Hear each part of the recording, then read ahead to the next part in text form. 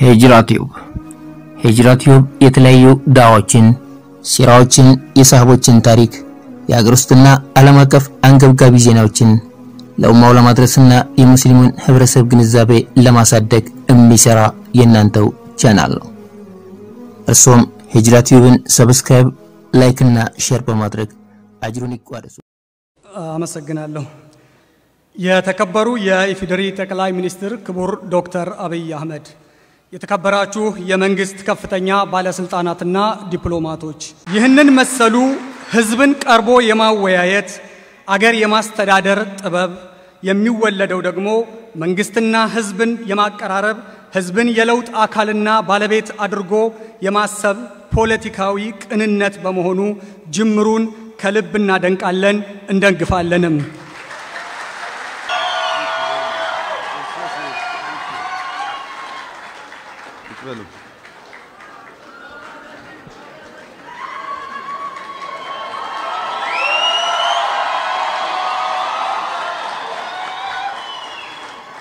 السلام عليكم ورحمة الله وبركاته.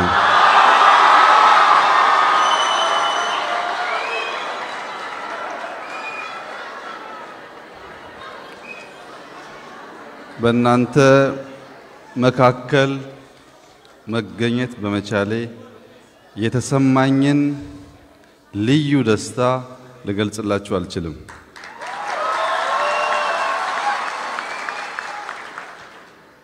በዚህ ዘመን ሰዎች ሙስሊምን በትክክል እየተገነዘቡ ስላልሆነ መጀመሪያ የተናገርኩት ሐሳብ አሰላሙ አለይኩም ወራህመቱላሂ ወበረካቱሁ ማለት እስላም ሰላም፣ እስላም ረህመት፣ እስላም በረከት ነው ማለት ነው።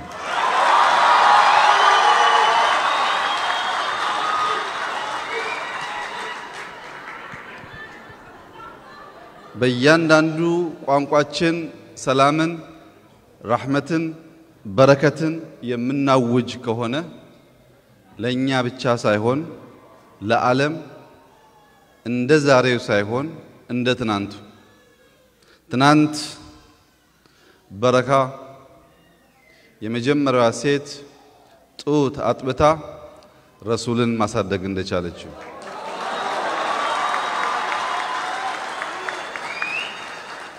ትናንት የመጀመሪያውን አዛን ቢላል እንዳወጣው ትናንት ሙስሊሞች በሀገራቸው መኖር አቅቷቸው ወደ ኢትዮጵያ ሲመጡ የመጀመሪያው የኮራፕሽን የሙስና ግብዣ አንቀበልም ያልን ኢትዮጵያኖች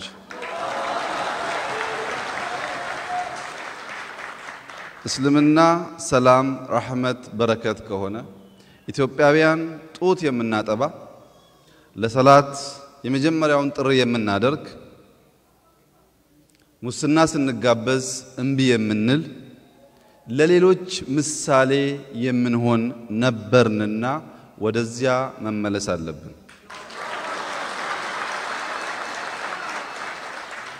ሰሞኑን ዩናይትድ አረብ ኤሚሬት ከሼክ መሐመድ ቢን ዛይድ ጋር ስንወያይ ኢትዮጵያ ውስጥ የእስልምና ኢንስቲትዩት መክፈት እናስባለን፣ ምን ታግዘናለህ አልኩት።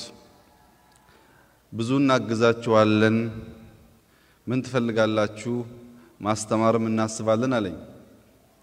አይ እንድታስተምሩን አንፈልግም፣ እናንተ ዲን ጠፍቶባችኋል፣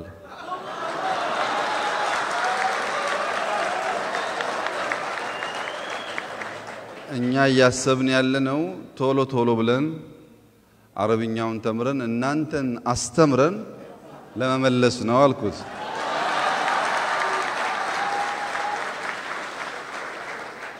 ለምን እንደዛ አሰብክ አለኝ።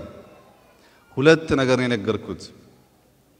እስላም ሰላም ለሁሉ የሚል አስተምሯል።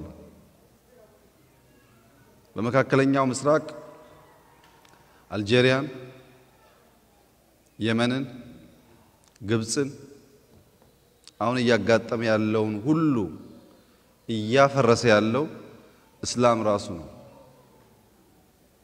እስላምን የሚያፈርስ እስላምን የማይገነባ እስላምን የማያግዝ እስላም እናንተ ውስጥ ስር እየሰደደ ነው ያለው። ዋናውን የፒስ አስተምሮ የሰላም አስተምሮ ረስታችኋል።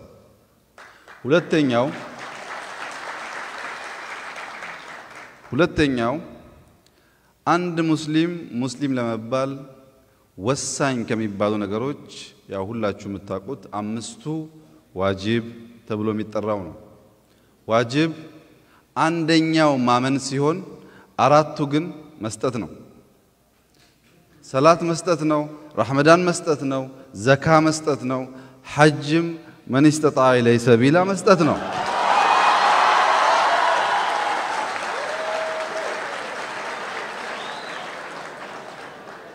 እስልምና መቀበል አይደለም መስጠት ነው። ማመን ሰላት ስንሰግድ ጊዜ መስጠት፣ ንያ መስጠት፣ ራስን መስጠት ነው። ስንጾም ራስን ጎርቶ መስጠት ነው። ዘካም መስጠት ነው። መቀበልን መርህ ያደረገ እስላምን ይስታል። እስላም በሰላመታው ረህመትን በረከትን ካወጀ በኋላ በህይወቱም መስጠትን ይለማመዳል። ይሄ ሲሆን ኦሪጂናል ሙስሊም ይኖራል።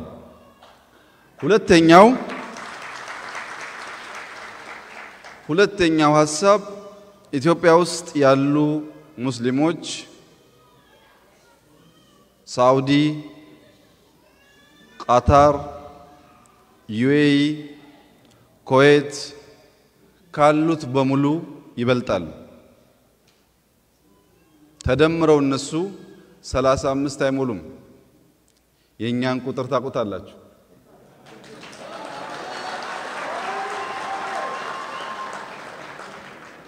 ለምን አመጣኸው የቁጥሩን ጉዳይ አሉኝ።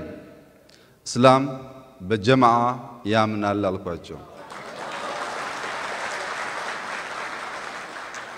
እንደምንበልጥ እንደምንልቅ ካወቃችሁ ወደ ዋናው መርህ መመለስ ነው።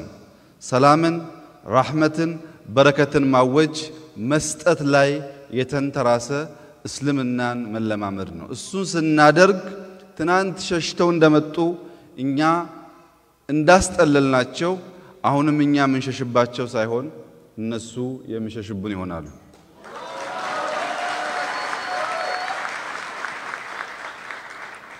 ዛሬ በእናንተ መካከል እንድገኝ በር የከፈተልኝ ወንድሜ አቡበከር በጣም ላመሰግነው እወዳለሁ።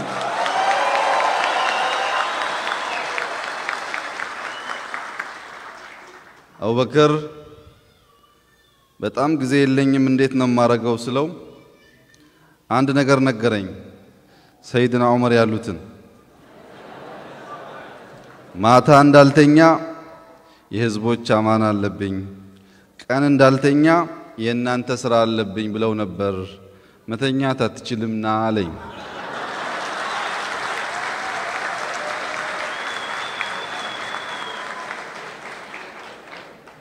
ከዛ አቡበከርና ነገር አልኩት። በሱ ስም አንድ ታዋቂ ከሊፋ ነበሩ። አቡበከር ሲዲቅ ይባላል። ከሳቸው አስተምሮ ዋናው አንኳር የሁላችንም ልብ የሚገዛው ካሳምርኩኝ አግዙኝ፣ ከሳት ካበላሸው አርሙኝ አቃኑኝ የሚለው ነው።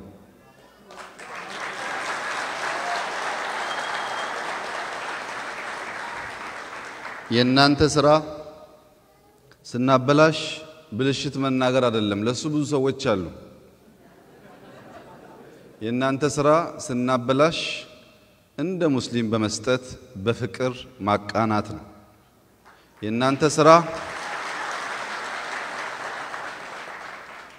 አልሳካ ሲል እንዲሳካ ዱዓ ማድረግ ነው።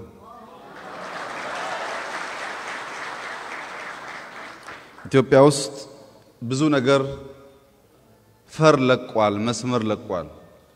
ጠንካራ ዱዓ ያስፈልጋል።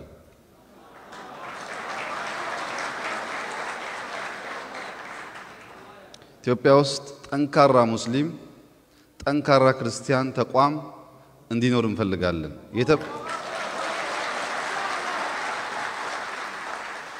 የተበተነ ሙስሊም አንፈልግም። ሙስሊም አንድ ነው፣ እሱም ጠንካራ ነው።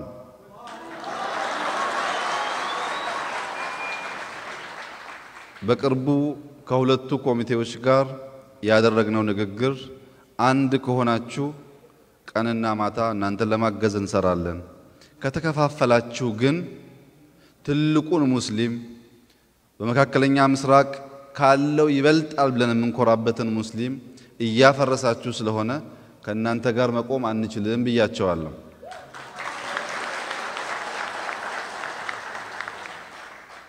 የኦርቶዶክስ ክርስትና እምነት ሁላችሁም እንደምታውቁት ትልቅ የእምነት ተቋም ኢትዮጵያ ውስጥ ለሁለት ተከፍሎ ነበር።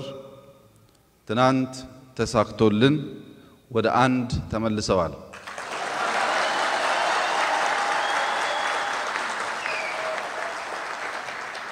ኦርቶዶክስ ሲጠነክር፣ ሙስሊም ሲጠነክር፣ እኔ ሲጠነክር፣ እናንተ ስትጠነክሩ ዓለም ሁሉ እጁን ይሰጣል።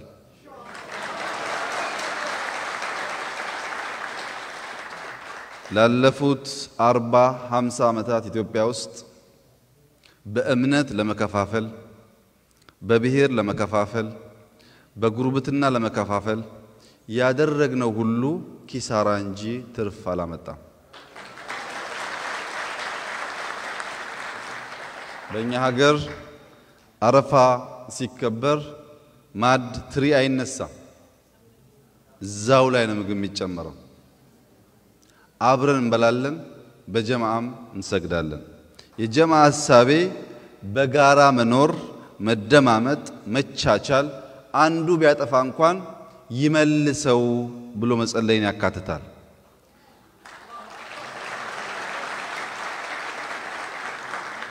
ይመልሰው ማለትና ያጥፋልኝ ማለት ይለያያል። ብዙ ንያ አለን፣ ብዙ ሐሳብ አለን፣ ብዙ ፍላጎት አለን። እናንተ በእውነት በንጹህ ልብ ከጎናችን ከቆማችሁ፣ በኢትዮጵያዊነት ጽኑ እምነት ካላችሁ፣ ኩራት በሀገር እንደሚያምር ካመናችሁ፣ ካገዛችሁን አትጠራጠሩ፣ በአጭር ጊዜ ውስጥ ታሪክ እንሰራለን።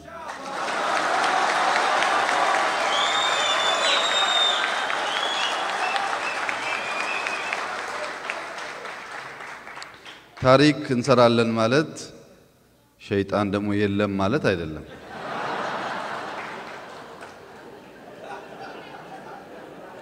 የእናንተ ስራ ለቀናው ነገር ማገዝ፣ በየሰዓቱ ደግሞ አዑዙ ቢላህ እያሉ ማባረር ነው።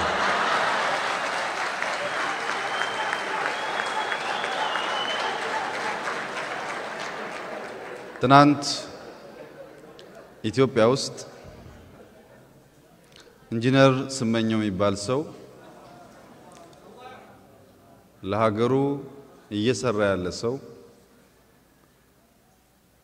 ምንነቱ ለጊዜው ባልታወቀ ሁኔታ ህይወቱ አልፏል። ይሄ ዜና ልብ ይሰብራል።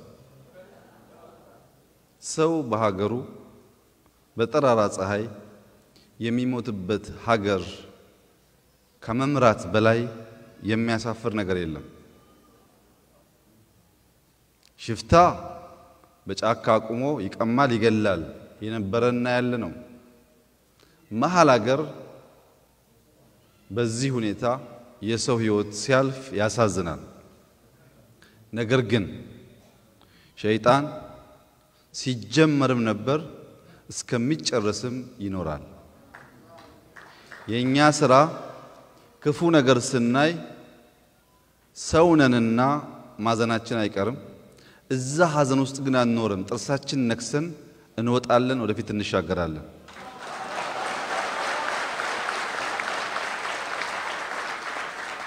እንደዚያ እንድናደርግ የሚያስገድደን ነገር ምርጫ አልባ በመሆናችን ነው። ጥላቻውን፣ ስድድቡን፣ ብሽሽቁን ኖርንበት ውርደት እንጂ ትርፍ አላመጣም። አሁን የምንፈልገው ሰላም ነው። አሁን የምንፈልገው ፍቅር ነው። አሁን የምንፈልገው ይቅርታ ነው። ይሄ ደግሞ ዋጋ ይጠይቃል፣ ራስን ማሸነፍ ይጠይቃል።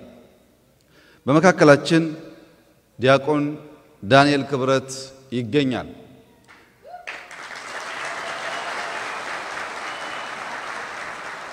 ዲያቆን ዳንኤል እዚህ ቦታ እንድንገኝ በጣም ፍላጎት ነበረው። ለምን ስለው የሙስሊሞች ህብረት ያስደስተኛል ይላል።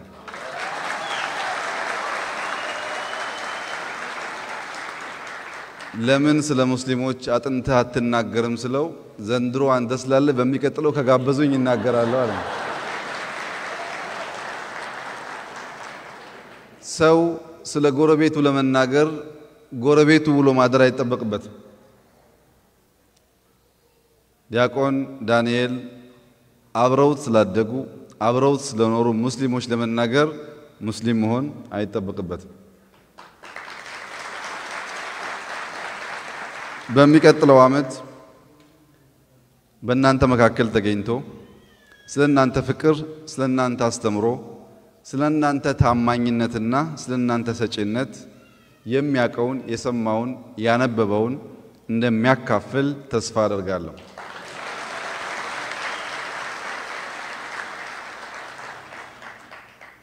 ብዙ ሰው ከኔ ጋር አለ። ክቡር አቶ ለማ ከኛ ጋር አለ።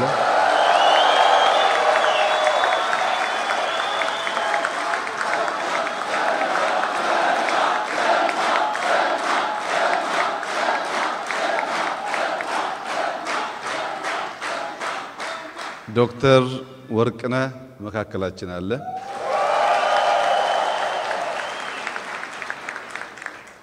አምባሳደር አሉ፣ ወይዘሮ ብርቱካን አሉ፣ ብዙ ሰዎች አሉ። አንድ ጥቁር እንግዳ ደግሞ አለ፣ አህመድ ሼዴ የሚባል።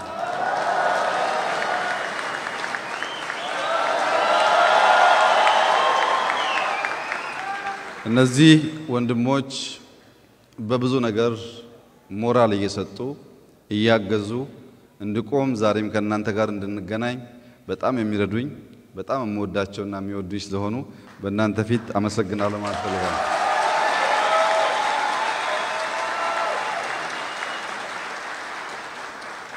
$1 በቀን እንድታግዙኝ ለምኛችሁ ነበር።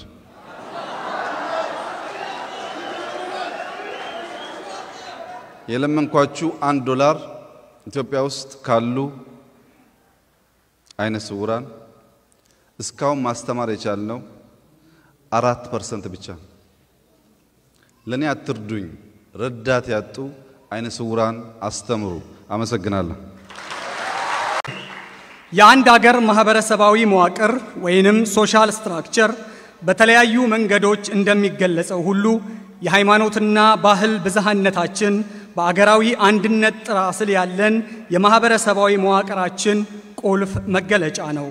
የኢትዮጵያ ታሪክ፣ ባህልና ትውፊቶች ልክ እንደ ተፈጥሮ ሀብታችን ልዩ ሀብትና የእድገታችን መሰላሎች ናቸው። እነዚህን ወደ ሀብትነት የሚቀይረው ደግሞ የመንግስትና የህዝብ አስተሳሰብ መቀየር ሲችል ነው። እንደ ኢትዮጵያ ባሉ መንግስት ቁልፍ ሚና በሚጫወትባቸው ሀገራት ደግሞ አስተሳሰቦች ከላይ ሲቀየሩ የህዝብ አስተሳሰብ የመሆን እድላቸው ሰፊ ነው። ለዚሁ ሁነኛ ማሳያው ክቡር ጠቅላይ ሚኒስትር ዶክተር አብይ ነዎት።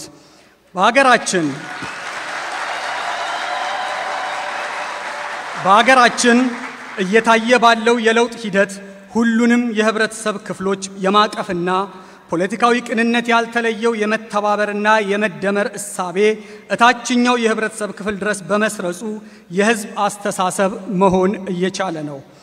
የመተባበርና የመደመር እሳቤ ለኢትዮጵያውያን ከዛሬ የፖለቲካ ተጨባጭ ሁኔታችን ያለፈ ትልቅ ትርጉም ያለው ነው።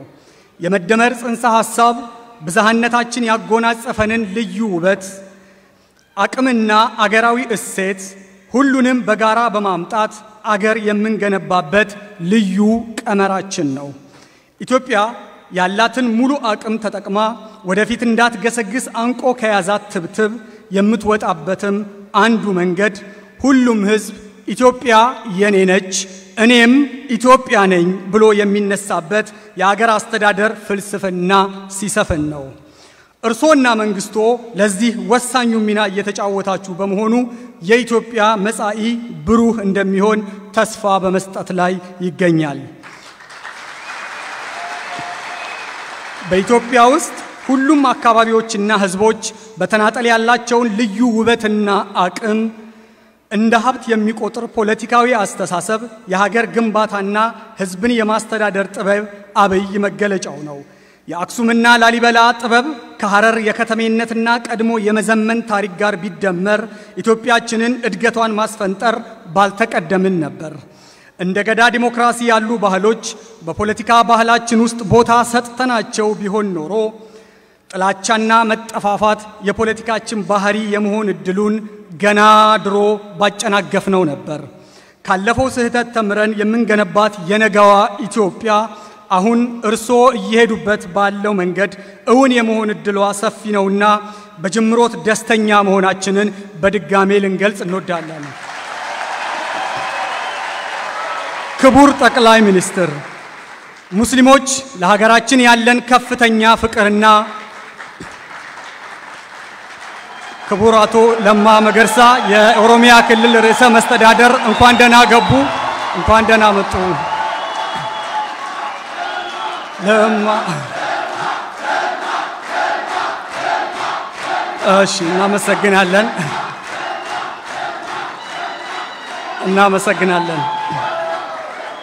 ክቡር ጠቅላይ ሚኒስትር፣ ሙስሊሞች ለሀገራችን ያለን ከፍተኛ ፍቅርና በነብዩ መሐመድ ሰለላሁ ዐለይሂ ወሰለም በወረስነው ሀበሻን የመውደድ አስተምህሮ ለሀገራችን አንድነትና እድገት ዋነኛ ተዋናይ እንድንሆን ያደርገናል። የባሪያ ሥርዓት ባልጠፋበት ዘመን ስለ ሰው ልጅ ነጻነት መታገልን ያስተማረ እምነት ተከታይ መሆናችን በዘመነ ዲሞክራሲ ለሰብአዊ መብቶች መከበርና ለእኩልነት በሚደረግ ትግል ዳተኛና ባዳ ልንሆንም አንችልም።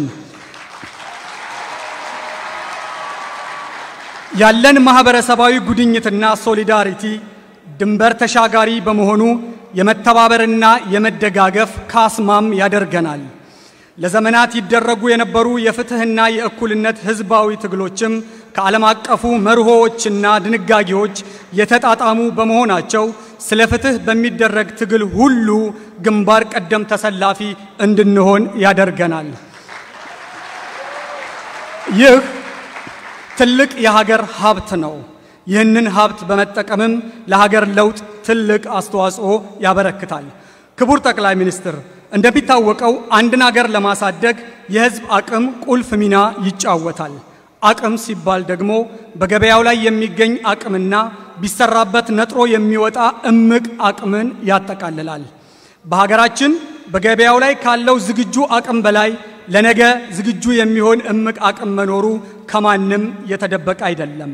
የህዝባችን 65% ወጣት መሆኑ ሙስሊም በዚህ የሆኑ አካባቢዎችን ጨምሮ አብዛኛው የሀገራችን ክፍል ከትምህርት ጋር የተዋወቁት ዘግይተው እንደመሆኑ መጠን ከዛሬ አቅምነታቸው በላይ የነገ ተስፋነታቸው የነገ ተስፋዎቻችን ናቸው። በሀገር የለውጥ ሂደት ላይም አብረን እንድንስራ ጥሪ ዝግጁ የሆነውንና በስራ የምናበቃውን አቅምን አጣምሮ ማሰብ ይጠይቃል። ክቡር ጠቅላይ ሚኒስትር፣ እንደሚታወቀው አንድ ህዝብ ሁለት አይነት ነጻነቶችን ይሻል። ከመንግስት ጫናና ጣልቃ ገብነት ነፃ የመሆን ነፃነት አንዱ ሲሆን በዚህ አጋጣሚ ትኩረት ልንሰጠው የምንሻው ሁለተኛው የነፃነት አይነት ደግሞ ያ ህዝብ ከመንግስት ሊያገኛቸው የሚገቡ ግልጋሎቶችና ድጋፍ የማግኘት ነፃነት ነው። በፖለቲካው ዓለም ፖዚቲቭና ኔጌቲቭ ፍሪደም የምንለው መሆኑ ነው። እንደ ኢትዮጵያ ባሉ መንግስት ትልቅ ሚና በሚጫወትባቸው ሀገሮች ሁለቱም ነፃነቶች አንገብጋቢ ቢሆኑም ያልተገኘ ነገር አይጠበቅምና ከመንግስት የሚጠበቁ ግልጋሎቶች ህዝቦችን ፍትሃዊ በሆነ መልኩ ተጠቃሚ ለማድረግ በመንግስት ላይ ያለውን ኃላፊነት የገዘፈ ያደርጉታል። የነበሩ ተባለጦች ተስተካክሎ በተሻለ መደላድል ላይ ሀገር ለመገንባት እንዲቻል ማነቆችን የማንሳትና እድሎችን የማመቻቸት ኃላፊነትም መንግስት ላይ የሚጣል ነው የሚሆነው። ክቡር ጠቅላይ ሚኒስትር፣ ክቡራትና ክቡራን፣ በውጭ ሀገር የምንኖር የዲያስፖራ ማህበረሰብ በሀገራችን ሰላም፣ ፍትህ እና እድገት እንዲመጣ ከሁሉም ኢትዮጵያውያን ጋር በጋራ በመሆን ያልተቋረጠ ጥረት ስናደርግ ቆይተናል። በተለይም ኢትዮጵያውያን ሙስሊሞች ያነሱትን የመብት ማስከበር እንቅስቃሴ በድር ኢንተርናሽናልን ጨምሮ የዲያስፖራው ማህበረሰብ ሂደቱ ሰላማዊነቱን እንደጠበቀ እንዲቀጥልና በሕገ መንግስቱ የተረጋገጡ መብቶቹ እንዲከበሩ በተለያዩ መንገዶች ጫና ሲያሳድር ቆይቷል።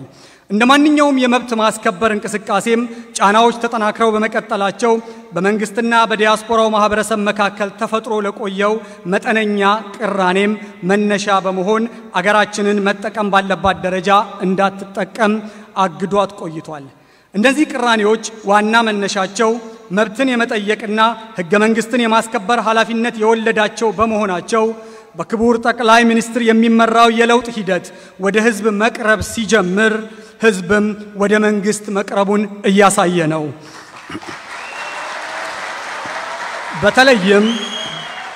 በተለይም ሙስሊሙ ያነሳቸውን የመብት ጥያቄዎች ለመመለስ ክቡር ጠቅላይ ሚኒስትሩ የወሰዱት ተነሳሽነትና በሁለቱ ሲኖዶሶች መካከል የነበረውን ቅራኔ ለመፍታት ያሳዩት ቁርጠኛ ድጋፍ አብዛኛውን ኢትዮጵያዊ ትኩረት የሳበና ለለውጡ ሂደት ድጋፉን አጠናክሮ እንዲቀጥል ያደረገ ነው።